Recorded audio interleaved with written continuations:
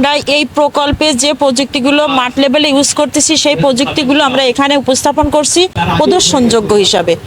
এর থেকে যেন কৃষক ভাইয়েরা কিষানী ভাইয়েরা যেন শিখতে পারে, আর যেসব উচ্চমূল্য ফসল আছে এই উচ্চমূল্য ফসলগুলো আবাদ করে আমার কৃষক কিষানী ভাইয়েরা যেন ভবিষ্যতে উদ্যোক্তার দিকে এগিয়ে যেতে পারে, সেখানে সে যেন বেশি কর্মসংস্থান ব্যবস্থা করতে পারে। আমি মনে করি যে কোনো ব্যক্তি তার বাড়ির আঙিনা এবং ছাদে যে কোনো ব্যক্তি যদি মনে করে যে তার পারিবারিক সবজি চাষের জন্য চাহিদা মেটানোর সে ছাদে বা বাড়ির আঙিনায় চাষ করতে পারে। চাষ করলে তার মনে যেমন একটা আনন্দের খোরাক যোগাবে, সেই সাথে তার সবজিরও চাহিদা মিটবে।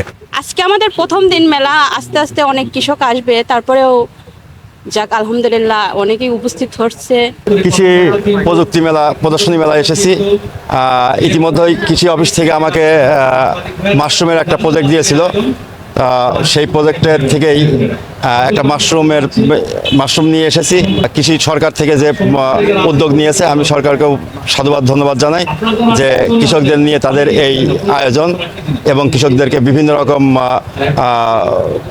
চাষের এবং প্রযুক্তির সম্পর্কে অবহিত করছেন।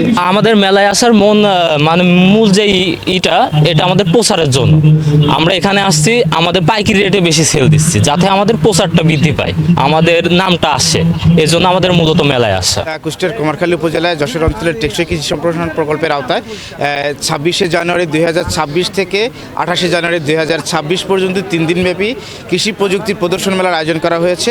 এই প্রকল্পের আওতায় বাস্তবায়িত যে ধরনের প্রদর্শনী এবং প্রযুক্তিগুলো আছে, আমরা এই প্রযুক্তিগুলো এই মেলার মাধ্যমে কৃষকদেরকে জানাতে চাই এবং কৃষকরা ভবিষ্যতে যেন এই প্রযুক্তিগুলো ব্যবহার করে সামনে আধুনিক কৃষিতে অগ্রসর হয়।